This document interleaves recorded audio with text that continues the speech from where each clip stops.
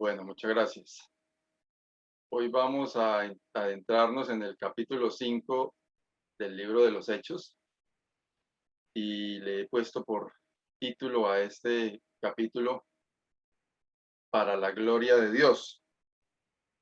Tenemos 42 versículos de este capítulo 5. Si le dedicamos 2 minutos a cada versículo, tendríamos 84 minutos, o sea, hora y media, así que prepárense, mis hermanos. No, mentiras, vamos a simplificarlo, vamos a tratar de acomodarnos en el tiempo. Los invito a que tengamos una palabra de oración para dar comienzo al estudio de esta noche. Amado Dios y Padre, gracias porque es delante de tu presencia que estamos en esta noche. Gracias porque a través de tu palabra y a través de tu Santo Espíritu, tú hablas a cada uno de nosotros. Señor, sabemos que tú tienes alimento espiritual muy especial para cada uno de acuerdo a la necesidad que cada uno tengamos. Ayúdanos, Señor, a estar atentos a la voz tuya. Ayúdanos a evitar toda distracción que impida que aprovechemos la bendición espiritual que tú tienes para nosotros en esta noche. Quedamos en tus manos, oh Dios, dándote gracias por medio del Señor Jesucristo. Amén. Bien, hermanos, el martes pasado estuvimos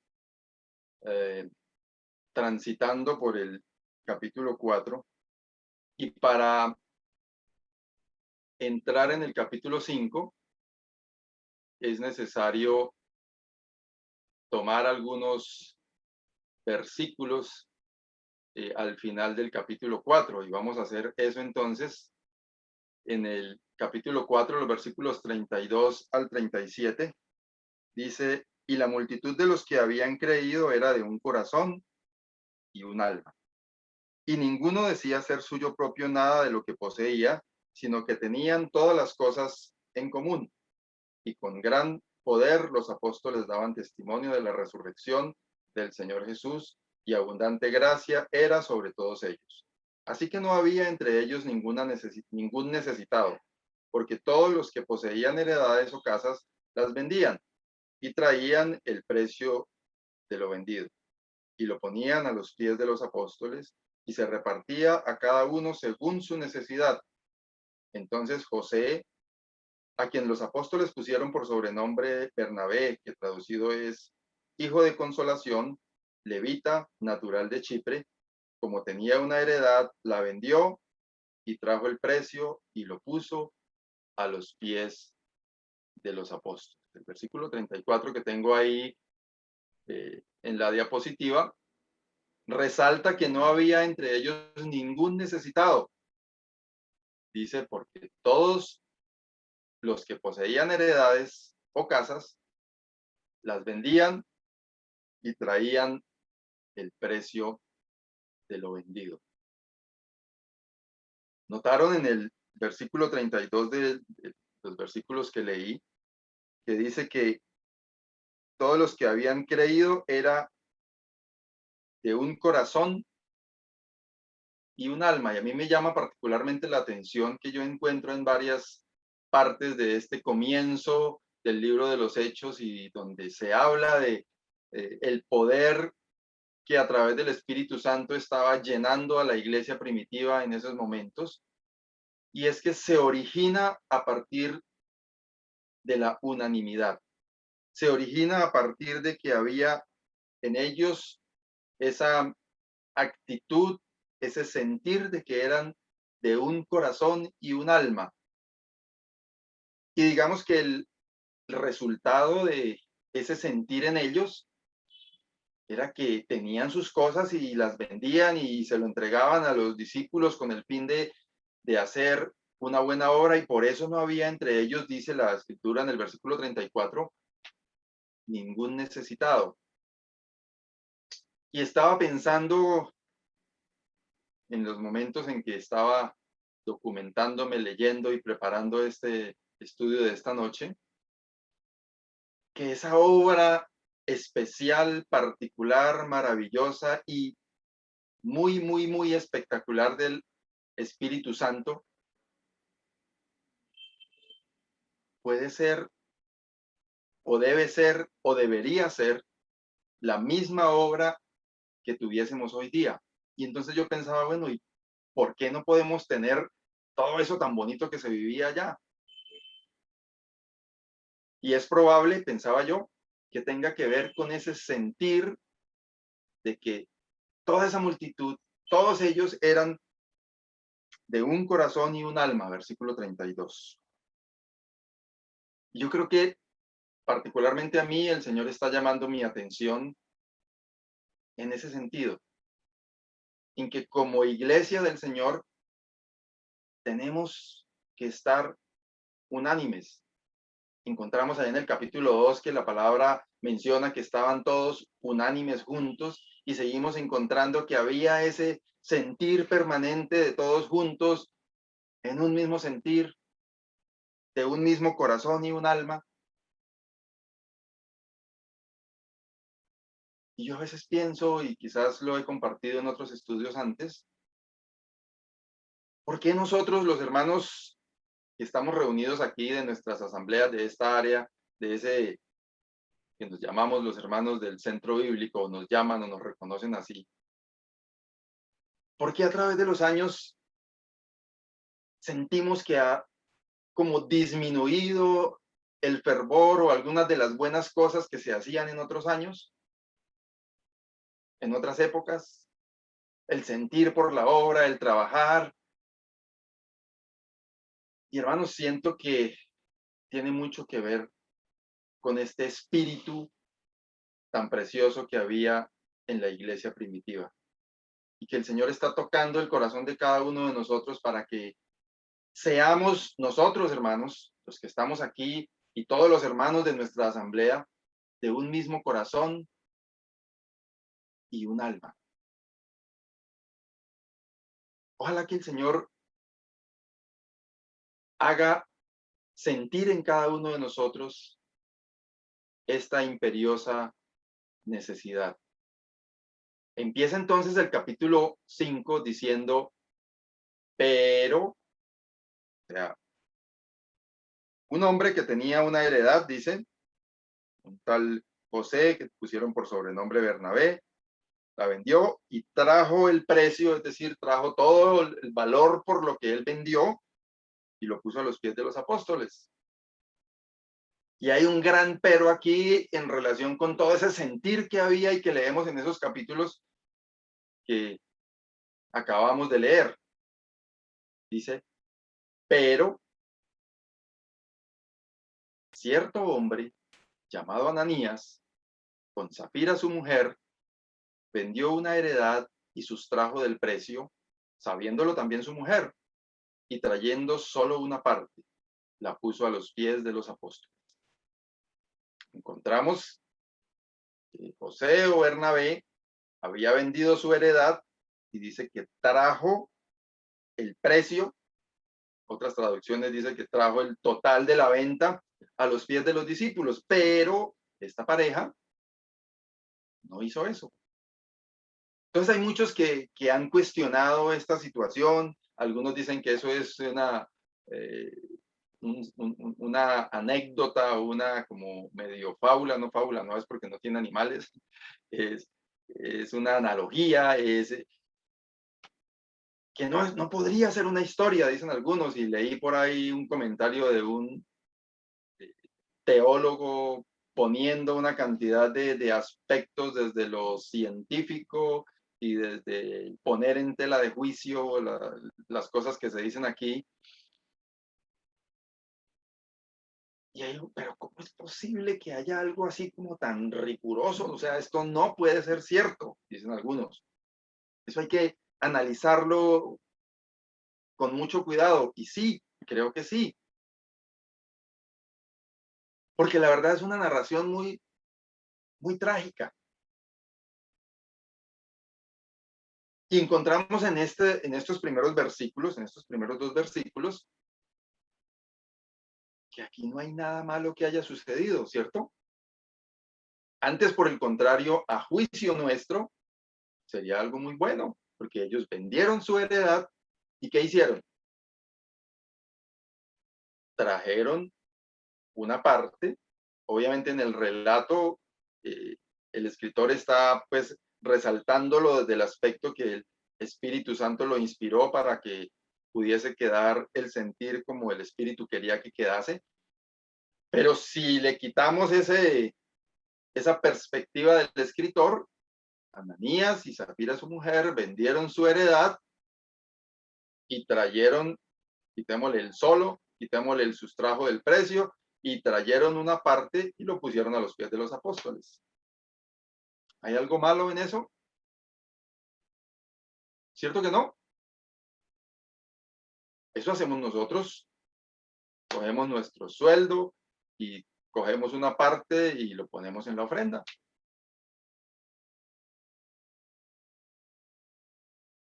Y entonces desde ese ángulo el juicio que se hace es que, ¿cómo es posible que esto hubiese pasado? Vamos a seguir analizando versículos 3 y 4.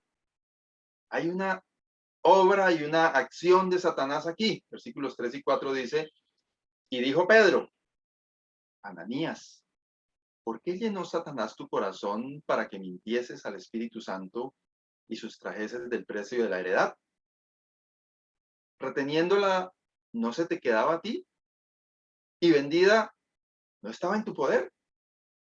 ¿Por qué pusiste esto en tu corazón? No has mentido a los hombres, sino a Dios. Al revisar un poco mejor la situación, nos encontramos aquí que pues había como un fervor y entonces los que tenían heredad vendían y lo ponían allá y entonces me imagino que había de todas formas reconocimiento. Ay, vea, el hermano, porque fue público, el hermano José o el hermano Bernabé trajo tantos millones aquí, vendió su propiedad y la trajo aquí, entonces ya hay para repartirle a Pepito, a Menganito, a Sutanito y al otro, y entonces no va a haber más necesitados. Qué bueno. Y es probable, hay mucha especulación alrededor de esta historia, de cada quien tratando de poner su interpretación, pero no hay tantos detalles. Algunos dicen que no, que es la avaricia, otros dicen que... Pero realmente lo que se está juzgando aquí y que el apóstol Pedro cuando recibe esta ofrenda de ellos, lo que está juzgando es el engaño. Y Pedro le dice, Ananías, ¿por qué llenó Satanás tu corazón para que mintieses al Espíritu Santo? O sea, ¿qué razón tenía usted de decir, vea, yo vendí mi casa en 50 millones, aquí están los 50 millones para la obra del Señor, para que hagamos obra y le repartamos a los necesitados, y eso que necesita ya la capilla, hagámosle mis 50 millones de... Parece ser que él quería, o esta pareja quería sacar pecho con eso que estaban haciendo, o algo quizás de orgullo, vanagloria, de querer aparentar algo más. Y lejos del sentir que vimos en los últimos versículos del capítulo 4, en el que nadie se estaba reservando nada para sí, sino que todos estaban en ese mismo sentir de ofrendar, de dar, de ayudar. Y notamos entonces que primero Pedro dice, ¿por qué Satanás llenó tu corazón? O sea, palabras más, palabras menos, Pedro estaba diciendo, la finca o la casa era suya, la plata era suya. Fácilmente él podría haber dicho, venga, yo quiero aportar de los 100 millones de los que vendí la casa, voy a aportar 10. Pero la falla, la falta, el pecado estuvo en que, al parecer, él quiso dar a entender que estaba dando todo y había retenido o sustraído una parte de ese dinero, queriendo engañar. Para resaltar aquí que el apóstol primero dice, ¿por qué usted se dejó enredar por Satanás? Pero después ya le quita el protagonismo a Satanás y le dice, ¿por qué pusiste esto en tu corazón? sea, Satanás pone primero la tentación, primero la idea del engaño, y esto sigue pasando.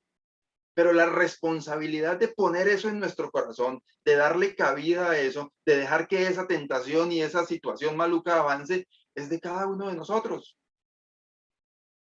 Ananías pudo haber orado en su momento y haber dicho, uy, no, Señor, no puedo tener este pensamiento. O si realmente tenía alguna necesidad, no sabemos, se llegaba a la matrícula del hijo para la universidad o la cuota del carro o la hipoteca de la casa, no sabemos, pues tenía que ser honesto sencillamente. Pero la falta que él cometió estaba en el engaño. Y le dice el apóstol, no has mentido a los hombres. O sea, usted creyó que nos iba a engañar a nosotros con esto, pero no tiene que ver con nosotros. Le ha mentido es al Señor. Y allí precisamente estaba la falta.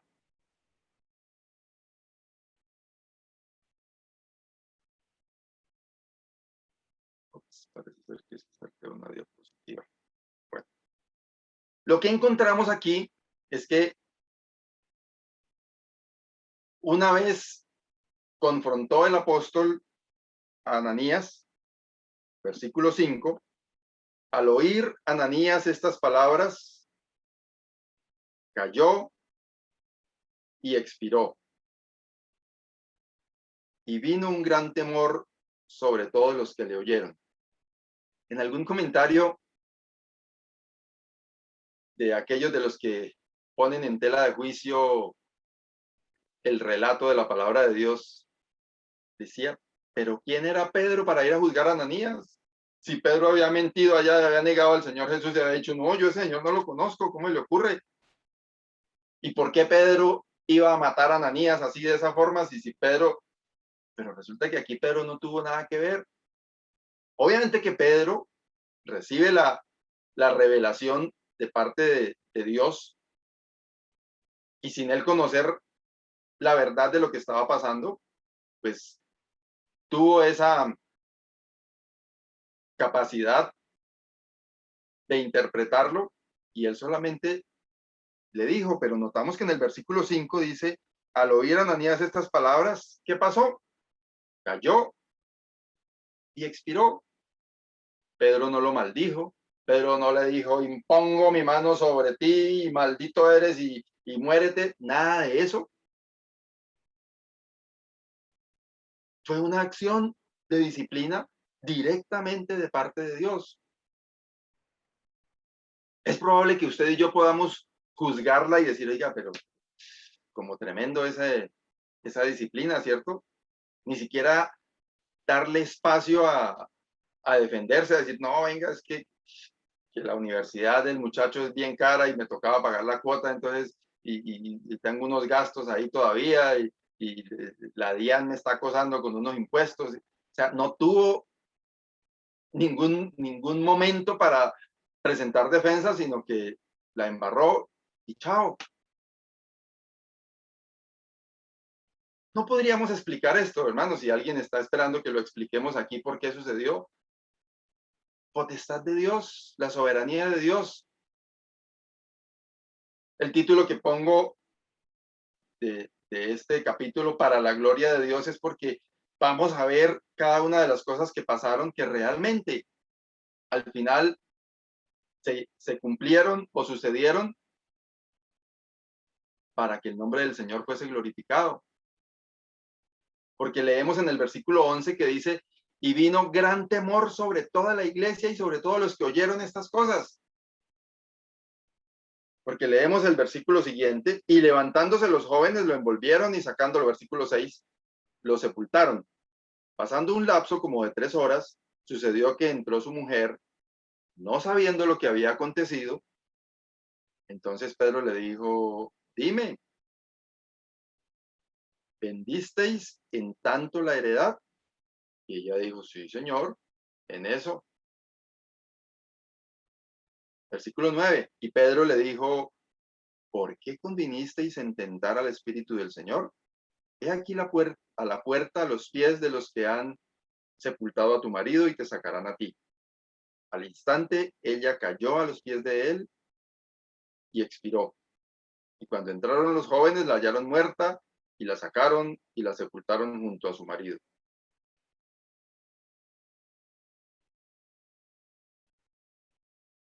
Ella no tenía conocimiento de lo que estaba pasando, pero igualmente estaba en complicidad con su esposo.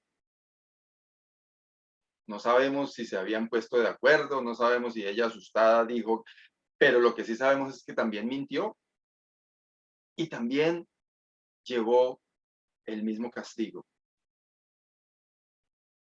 Dice el versículo 11, y vino gran temor sobre toda la iglesia y sobre todos los que oyeron estas cosas. ¿Se imaginan ustedes, hermanos, algo así en estos días?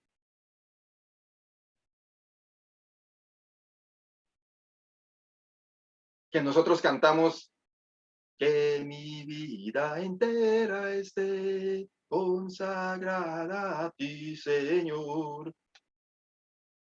Y en el momento de cumplir, no lo hacemos, nuestra vida no está consagrada al Señor.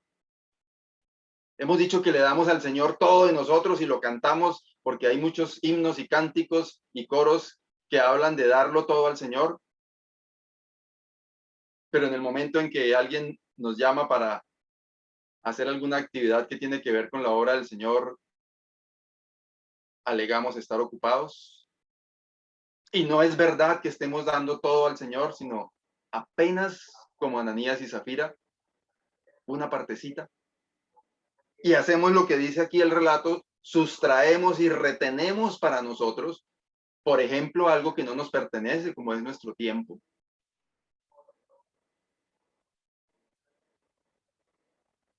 ¿Y qué tal que alguno de nosotros, por ese tipo de actitudes, tuviese un castigo severo como ese?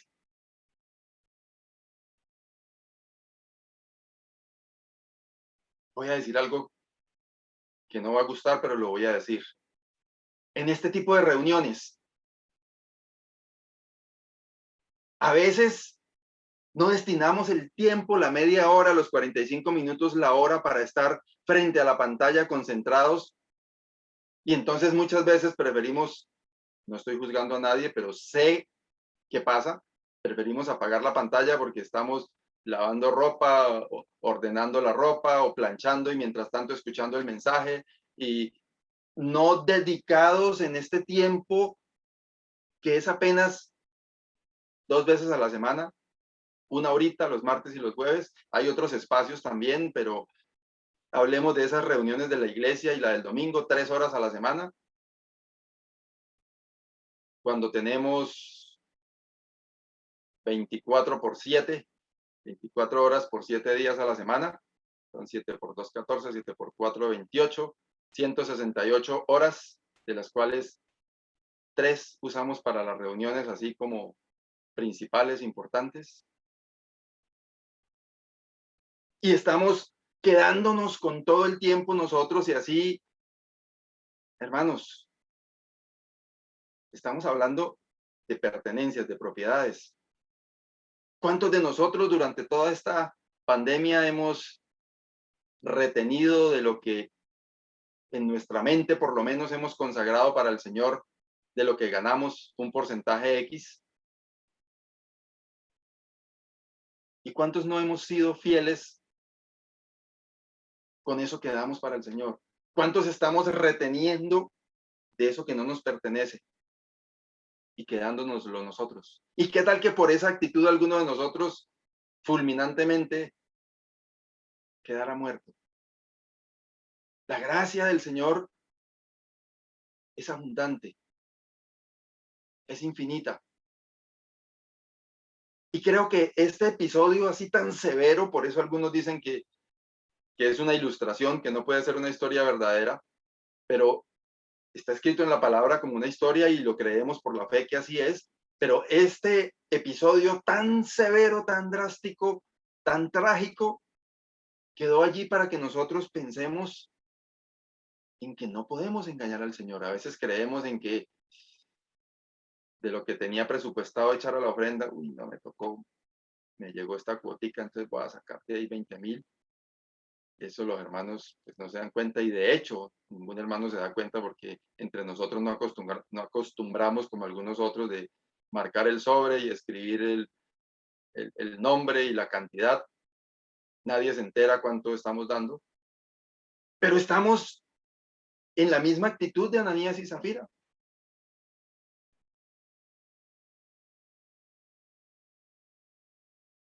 Esta parte de la ofrenda no estaba en el libreto, de pronto se me ocurrió ahorita por lo que mañana hay recogida de ofrendas, pero no piensen que es un elemento de presión, hermanos, es realmente encaja con lo que estamos hablando.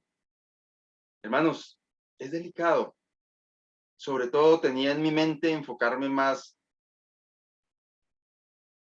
en el tiempo, en el recurso del tiempo, en lo que damos nosotros al Señor. ¿Cuánta necesidad hay en nuestras asambleas? Estamos pensando en estos días, hermanos, en la reapertura de los locales, y en algunos casos en nuestras asambleas pensamos, bueno, ¿y ahora para hacer esto quién? Estamos pensando en que es necesario abrir como un espacio nuevo ministerial que se llame, no sé, virtualidad, donde se necesita personal que se encargue de atender cada uno de esos canales, y además de la presencialidad en cada sitio, de hermanos y hermanas que enseñen a los niños, de hermanos y hermanas que ayuden a hacer la producción en cada uno de los locales, de hermanos y hermanas que se encarguen de tanta cosa que hay para hacer para el Señor. Y usted y yo nos estamos reteniendo o quedándonos con ese tiempo que no damos para el Señor. Y sí, es problema suyo y problema mío, de cada uno de nosotros, si lo hacemos o no lo hacemos. Pero al Señor no lo podemos engañar. Ah, es que no tengo tiempo, es que yo estoy muy ocupado, muy ocupada. Y resulta que muchas veces gastamos o malgastamos tiempo en cosas que pudiéramos estar dedicando ese tiempo para el Señor. Y yo no estoy diciendo que no tengamos derecho a divertirnos, claro que sí, pero es que es más el tiempo que dedicamos a nosotros mismos que lo que dedicamos para el Señor, hermanos. Hay muchas cosas por hacer. Y con este episodio trágico, el Señor está llamándonos a la puerta de nuestro corazón, a cada uno en esta noche, para que pensemos, tengo que responderle al Señor, porque el Señor tiene algo para mí como misión.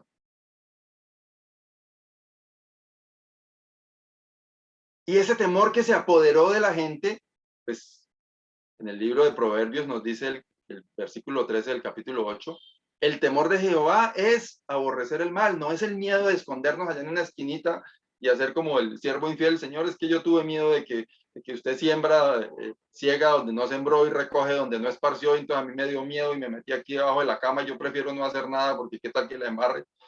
Yo prefiero no hacer nada porque es que qué tal que diga algo malo, qué tal que... El temor de Jehová es aborrecer el mal, ese temor que se llenó o que se apoderó de todos, es un temor para decir, Dios es santo y por lo tanto debemos aborrecer el mal. Dice la soberbia y la arrogancia, el mal camino, todo eso tenemos que aborrecerlo. Y la boca perversa, aborrezco.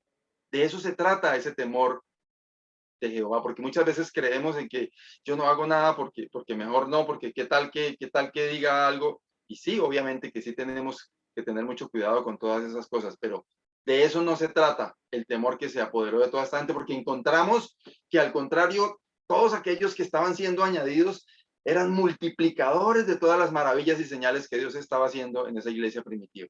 Seguimos porque el tiempo va corriendo a toda. Versículos 12 y 13. Y por la mano de los apóstoles se hacían muchas señales y prodigios en el pueblo, y estaban todos unánimes. Otra vez encontramos aquí esta palabrita, en el pórtico de Salomón.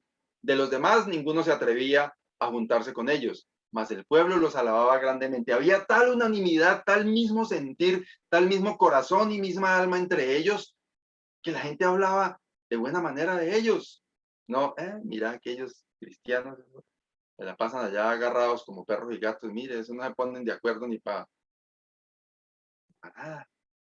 No, la gente hablaba de ellos, dice, los alababa grandemente. Ahí habla de que de los demás ninguno se atrevía, al parecer pudiera referirse como a los religiosos de la época, porque el común de la gente, dice, los alababa, no solamente los alababa grandemente. ¿Cómo es nuestro testimonio en el entorno nuestro, hermanos y hermanas?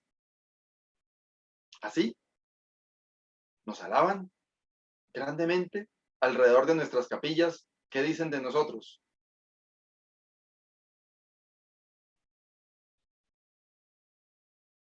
Y el punto de partida dice, y estaban todos unánimes en el pórtico de Salomón, un sitio donde había bastante flujo de personas, y allí ellos daban testimonio. Allí ellos compartían y testificaban de lo que Dios estaba haciendo con ellos. Versículo 14. Los que creían en el Señor aumentaban más, gran número así de hombres como de mujeres. Y vemos en esos primeros capítulos que así es progresivo ese crecimiento de la iglesia del Señor.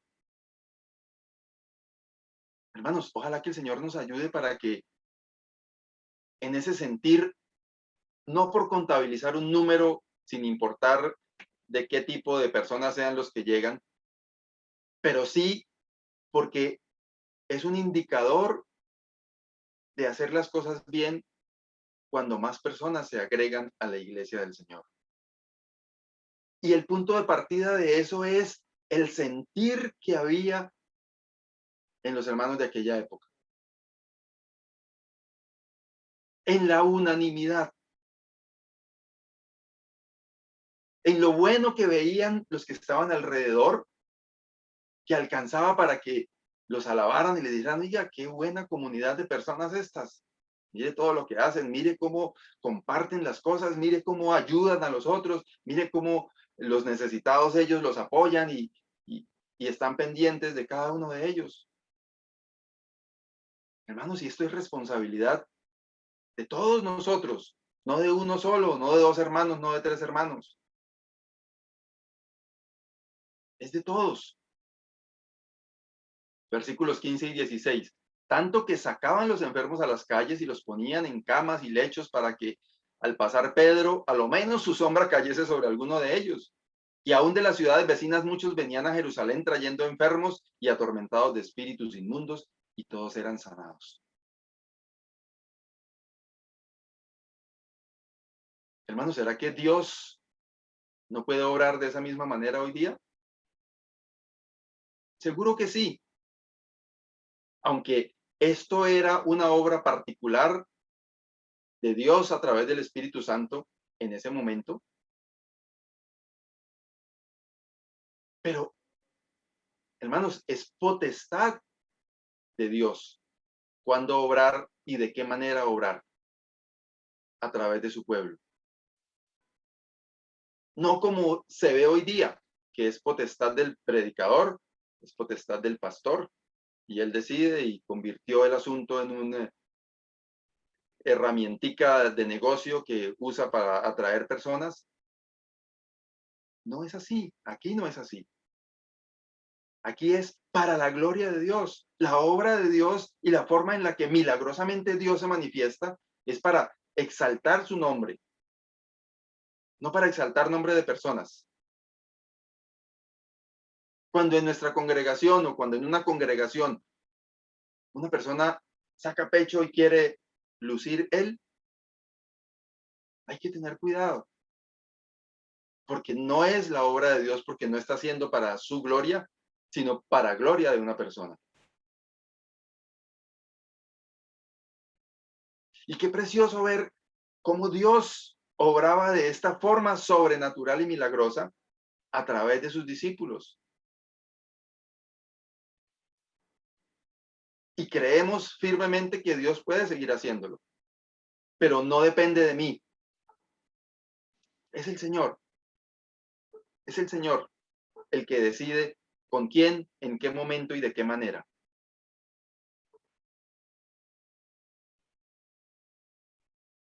Seguimos, el versículo 17 arranca entonces ya con un capítulo de persecución. Estaban teniendo tal auge aquellos cristianos de ese principio de la iglesia, que dice el versículo 17, entonces levantándose el sumo sacerdote, los religiosos de la época, y todos los que estaban con él, esto es la secta de los saduceos, se llenaron de celos y echaron mano a los apóstoles y los pusieron en la cárcel pública. Los celos, malos consejeros. Muchas veces entre nosotros hay celo por el trabajo de otra persona, por lo que hace el otro hermano, porque de pronto el otro hermano es más visible que yo, porque el Señor de pronto le dio al hermano un ministerio que es más bonito que el que me dio a mí o a mí me gusta más. Pero hermanos, es la potestad del Señor. Y los celos miren a lo que conducen. Malos consejeros. Ellos obviamente pues no estaban como seguidores del Señor Jesucristo, sino estaban en el otro bando como acusadores, como perseguidores. Pero a través de lo que hicieron provocado por los celos, llevaron a los apóstoles a la cárcel. Versículos 19 al 21.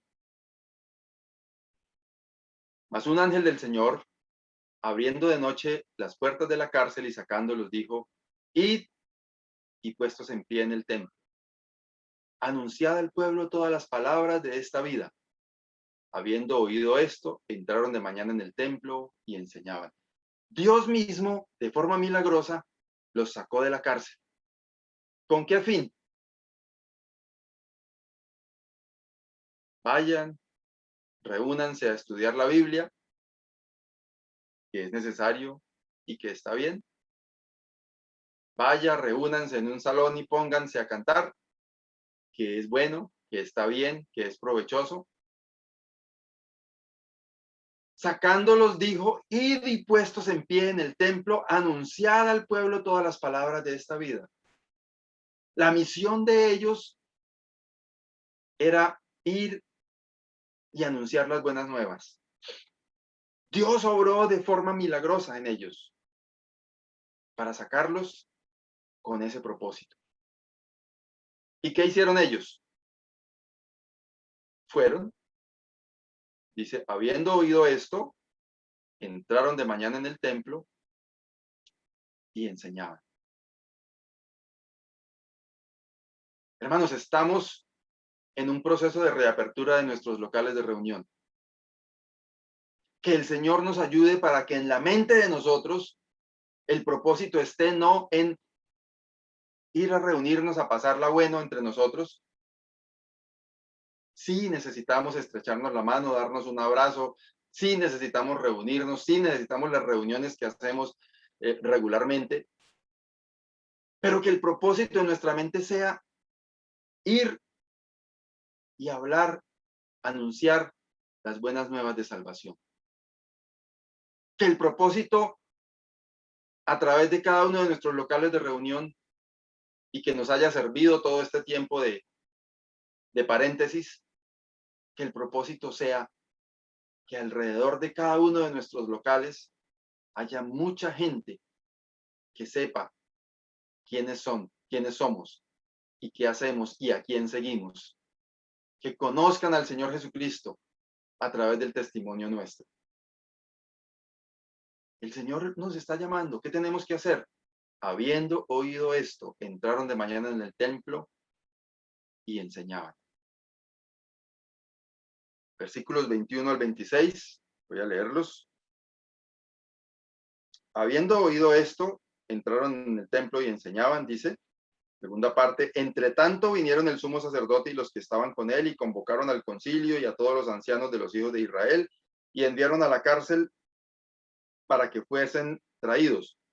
Pero cuando llegaron los alguaciles, no los hallaron en la cárcel. Entonces volvieron y dieron aviso diciendo, por cierto, la cárcel hemos hallado cerrada con toda seguridad y las guardas afuera de pie y los guardas, perdón, afuera de pie ante las puertas, mas cuando abrimos a nadie hallamos dentro. Cuando oyeron estas palabras, el sumo sacerdote y el jefe de la guardia del templo y los principales sacerdotes dudaban en qué vendría a parar aquello. Pero viniendo uno les dio esta noticia: he aquí los varones que pusisteis en la cárcel están en el templo y enseñan al pueblo. Entonces fue el jefe de la guardia con los alguaciles y los trajo sin violencia porque temían ser apedreados por el pueblo.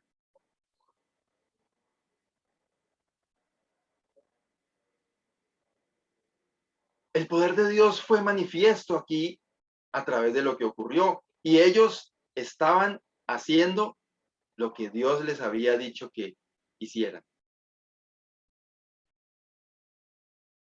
Y encontramos en los versículos que siguen, 27 y 28, que estos hombres, viendo que el relato que les dieron, oiga, fuimos allá a la cárcel y todo está como debería estar, todo está con candado y los guardianes afuera ahí están todos parados, armados, pero abrimos y por adentro no hay nadie. ¿Qué hubiera hecho usted? Los trajeron a haberles dicho, ¿y ustedes cómo se salieron? ¿Por dónde se salieron? ¿Qué hicieron? Pero ellos no hicieron esto, dijeron, cuando los trajeron, los presentaron en el concilio y el sumo sacerdote les preguntó diciendo, oiga, ¿y ustedes cómo así que están allá predicando? ¿No les dijimos que no lo hicieran? O sea, les importó poco el milagro que se sucedió y estaban ocupados de su prohibición, estaban ocupados de su norma, de lo que ellos sabían que tenían que bloquear. No les mandamos estrictamente que no nos enseñaseis, que no enseñaseis, perdón, en ese nombre. Y ahora habéis llenado a Jerusalén de vuestra doctrina y queréis echar sobre nosotros la sangre de ese hombre. Claramente estaban siendo instrumentos de Satanás.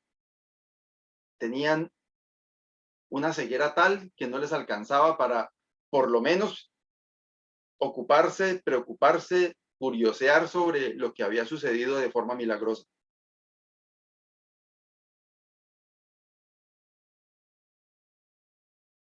Y esto permitió, esa ceguera de ellos, permitió que la gloria de Dios fuese manifestada a través de estos hombres. Respondiendo Pedro, versículo 29, y los apóstoles dijeron, es necesario obedecer a Dios antes que a los hombres. Claramente ustedes nos dijeron no lo hagan, pero Dios nos sacó de allá milagrosamente y nos puso en el templo. Y para nosotros es más importante obedecer a Dios antes que a los hombres. ¿Cómo estamos nosotros de nivel de obediencia a Dios?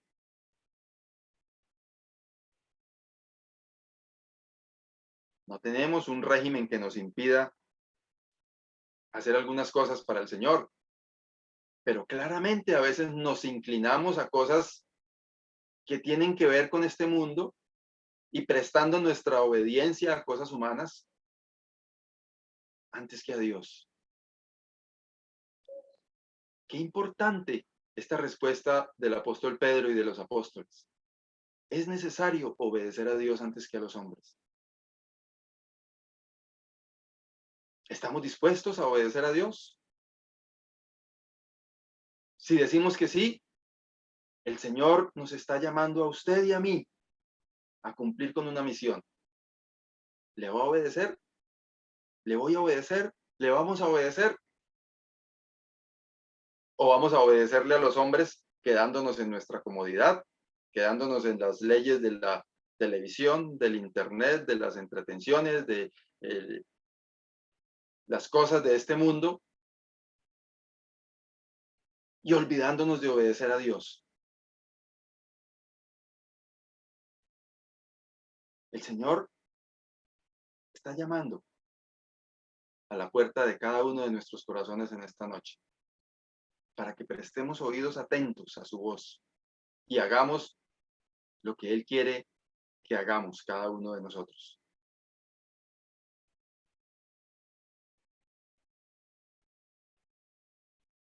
Y siguieron aprovechando ese momento, aquellos hombres estuvieron en la cárcel, milagrosamente salieron, estaban predicando en el templo, enviaron nuevamente unas personas a que los trayeran.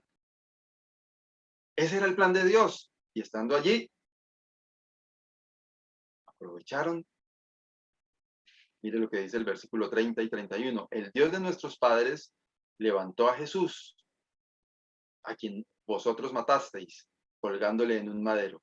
A este Dios ha exaltado con su diestra por príncipe y salvador para dar a Israel arrepentimiento y perdón de pecados.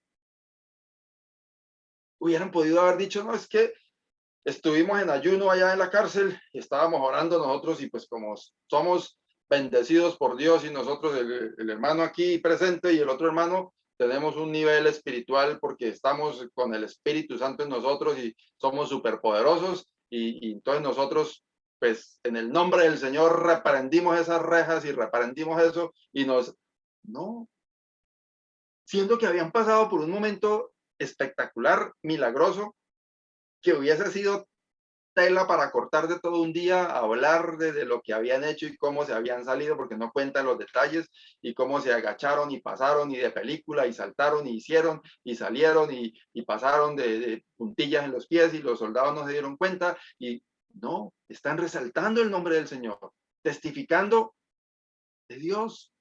El Dios de nuestros padres levantó a Jesús, a quien vosotros matasteis colgándole en un madero. A este Dios ha exaltado con su diestra por príncipe y salvador para dar a Israel arrepentimiento y perdón de pecados. Qué bueno, hermanos, que nosotros podamos tener esta actitud de aprovechar cualquier ocasión que nos dan para exaltar el nombre del Señor. No para decir los buenos cristianos que somos nosotros, o el tiempo que estudiamos la palabra del Señor y los versículos que nos aprendimos y las madrugadas a doblar rodilla y a orar o las trasnochadas haciendo vigilia. Que el nombre del Señor sea exaltado, porque es lo que realmente importa.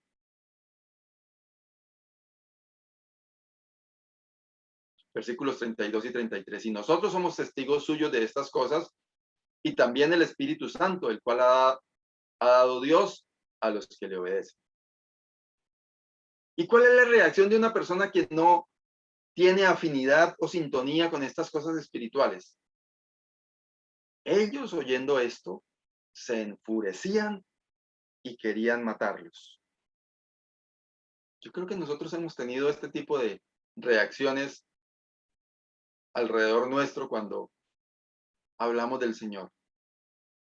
Pero ese tipo de reacciones y ese tipo de actitudes no pueden atemorizarnos, porque es la misión que el Señor nos ha encomendado. Miren lo que pasa enseguida, como vimos cuando estábamos estudiando el libro de Esdras.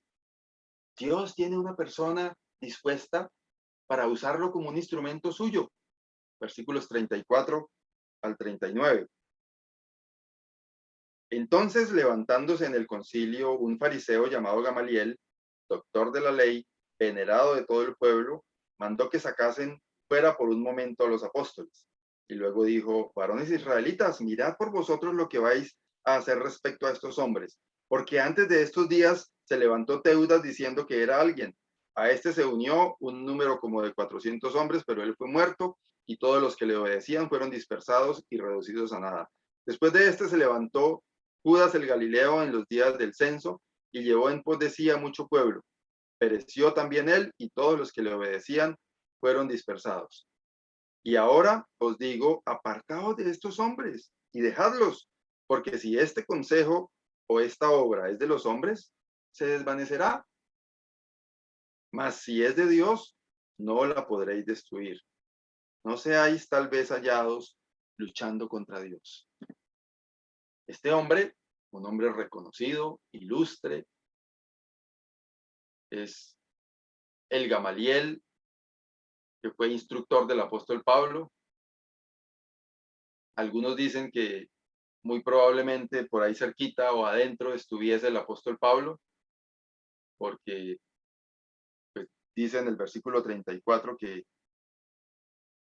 Gamaliel hizo que sacaran a todos los apóstoles Entonces, bueno, ¿y quién le contó a Lucas qué fue lo que se dijo allá adentro? Pues alguien tuvo que haberle contado para que lo pudiese escribir, ¿no? Entonces, algunos suponen que o pudo haber sido el mismo Gamaliel, que quizás tuviese esa relación con el apóstol Pablo, o que Pablo estuviese por ahí, no sabemos. En todo caso, es que la historia nos la contaron y quedó aquí registrada. Y qué precioso que el Señor siempre tiene dispuesto un siervo suyo para que su plan se cumpla, para que su propósito se cumpla. Muchas veces instrumentos como este, un fariseo, a quienes el mismo Señor o perteneciente a ese grupo de personas a quienes el mismo Señor Jesucristo había atacado con tanta vehemencia y con tanta verticalidad. Pero este hombre es usado por Dios para dar un consejo sabio. Es probable que si eso no hubiese acontecido, quién sabe qué destino hubiesen tenido estos apóstoles. Pero la confrontación de Gamaliel es algo que se mantiene inclusive para nosotros. Cuando una obra es de Dios, no hay nada que pueda contra ella. Y lo vimos también en el libro de Esdras que estudiamos, que cuando Dios tiene un plan, cuando Dios tiene un propósito, cuando es su obra, cuando es su propósito el que tiene que cumplirse, Él va poniendo todas las cosas en su orden para que su plan y su propósito se cumplan. Hermanos, cada uno de nosotros tiene un propósito de parte de Dios, tiene una misión. Cada uno de nosotros tenemos algo que hacer para el Señor. Y ese propósito se cumple sí o sí. Dios usa los instrumentos. Dios pone en nuestro camino las formas para que ese propósito se cumpla. Y qué precioso saber eso porque nos da la seguridad de entender que solo lo que tenemos que hacer es disponernos en las manos del Señor. Porque es su obra y Él lo va a hacer en su tiempo, a su manera. Encontramos enseguida, versículo 40, y convinieron con él. O sea, él los persuadió, los convenció de eso. Y llamando a los apóstoles, bueno, de todas formas se llevaron ahí un recuerdito. Después de azotarlos, les intimaron que no hablasen en el nombre de Jesús y los pusieron en libertad. El Señor, en su soberanía, también en su gracia, también en su misericordia, estaba obrando para que el propósito que él había establecido con estos hombres, y supongo yo mujeres también, se cumpliera cabalmente. Versículo 41. Y ellos salieron de la presencia del concilio gozosos de haber sido tenidos por dignos de padecer afrenta por causa del nombre.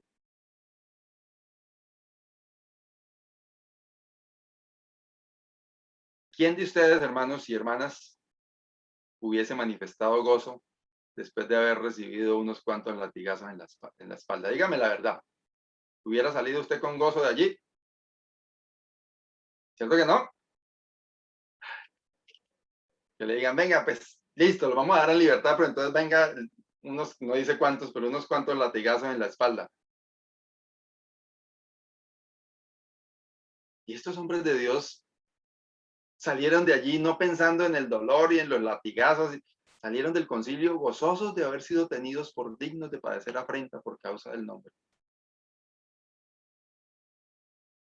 Hermanos, ¿cuántas veces nosotros en un traspiés, cuando vamos a hacer algo para el Señor, renegamos? Pronto vamos en un carro para una conferencia, para alguna actividad en otra ciudad, y el carro se pincha y me hubiera quedado más bien en la casa, de haberme venido yo por aquí. ¿Qué necesidad tenía yo de haberme venido hoy para acá? Mire lo que me pasó. me vine para la reunión y en el camino me robaron, hubiera quedado en la casa. Yo no creo que no era la voluntad del Señor que me viniera por aquí. Ellos habían recibido una afrenta y se sintieron gozosos, dice, de haber sido tenidos por dignos. O sea, qué privilegio que yo, pensaba cada uno de ellos, haya sido digno de presentarme allá y que me casquen unos latigazos por el nombre del Señor. Hermanos, esto nos habla de la actitud que debe haber en cada uno de nosotros en relación con lo que Dios pone como su propósito en cada uno. Que estemos dispuestos a pasar por encima de la adversidad. Y eso lo produce, es el gozo de ser dignos. El Señor me dio a mí esa dignidad de servirle. Voy a prestar un servicio para el Señor, entonces paso por encima de cada una de las afrentas, cada una de las dificultades, de los momentos difíciles que tenga que pasar, porque es la obra del Señor. Que si un hermano me miró feo, trato de resolverlo y si no, si es del Señor, voy hacia adelante y no diga, hermanos no dejan trabajar, uno va a tratar de hacer algo y lo primero que encuentra es que el primer hermano que se encuentra lo mira a uno feo. O le dice, oiga hermano, no se hubiera podido hacer un poquito mejor eso que hicieron. Hermanos, son más desagradecidos, eso allá nadie. Hermanos, es la obra del Señor, es la obra del Señor. Y muchas veces, entre nosotros o nosotros mismos, podemos ser usados como instrumentos de Satanás para poner tropiezo. Yo estoy de acuerdo con eso.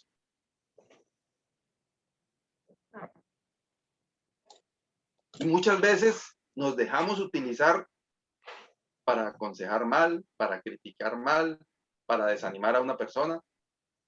Pero también muchas veces nosotros vemos cualquier piedrita en el camino como un tropiezo gigante.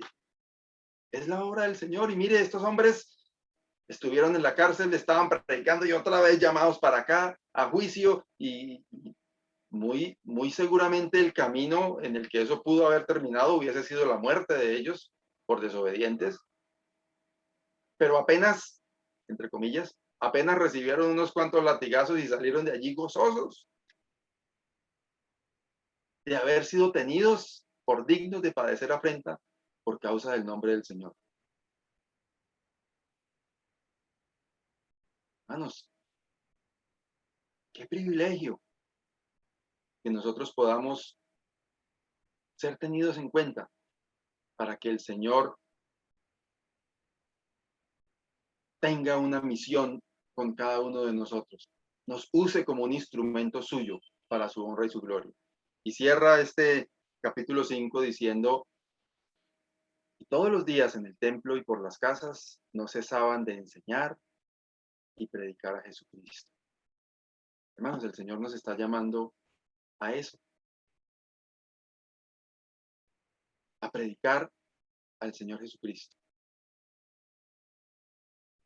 Cada uno de nosotros, de una manera distinta, el Señor quiere usarnos como sus instrumentos.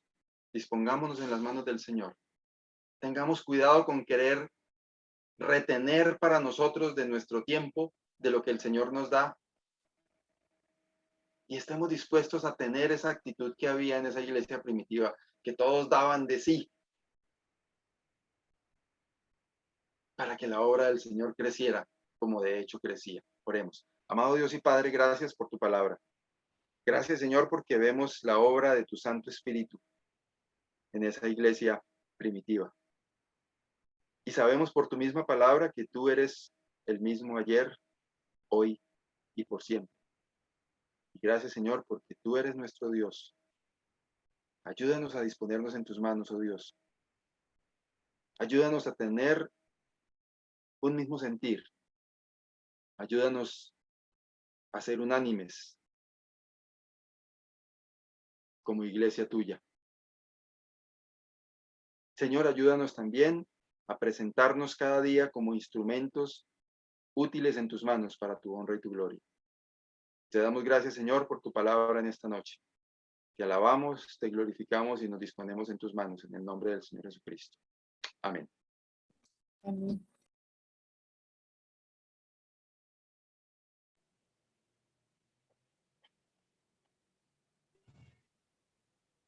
Buenas noches, hermanos. El Señor les bendiga. Buenas noches, hermano Mario. Hermano Mario, Saúl. Dios te guarde. Buenas noches, Dios les bendiga. Amén. Gracias, hermano. Buenas noches, hermanos. El Señor les bendiga. Buenas noches, hermano Buenas Esmeralda.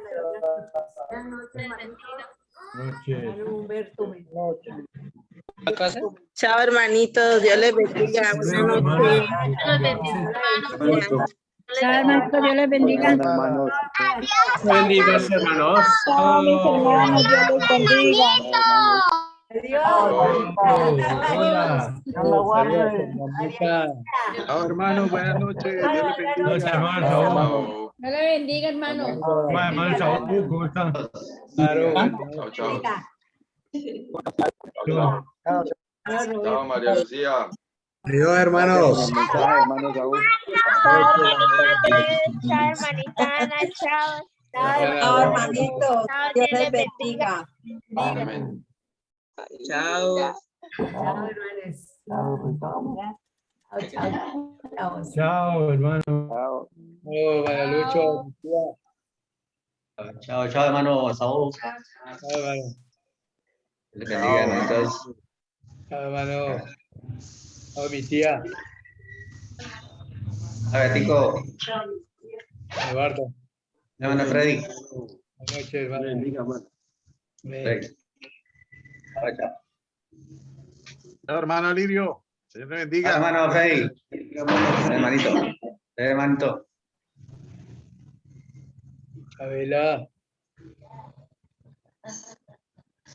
Buenas noches, hermanos. Buenas noches, hermano. Chao a todos hermanos, buenas noches, Señor le bendiga. Amén, hermano. Freddy.